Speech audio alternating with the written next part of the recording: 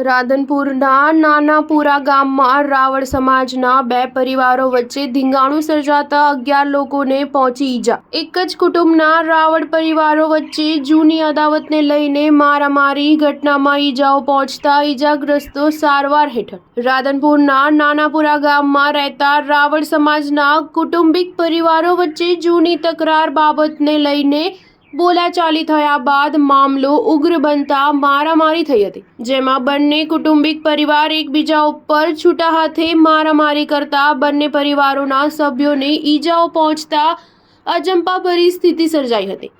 જે ઘટનામાં 6 મહિલાઓ તેમજ 4 પુરુષોને ઘાયલ થતા તમામ ઈજાગ્રસ્તોને રાધનપુર રેફરલ હોસ્પિટલ ખાતે સારવાર અર્થે ખસેડવામાં આવ્યા હતા, જ્યાં પ્રાથમિક સારવાર બાદ કેટલાક લોકોને વધુ સારવાર અર્થે અન્ય હોસ્પિટલમાં પણ રિફર કરાયા હતા। ઘટનાના પગલે પીઆઈ સાથે પોલીસનો કાફલો ગામમાં પહોંચી મામલો વધુ ઉગ્ર ન બને માટે ચુસ્ત પોલીસ બંદોબસ્ત ગોઠવી વાતાવરણ શાંત પાડ્યું હતું। ન્યૂઝ 7 પાટણ।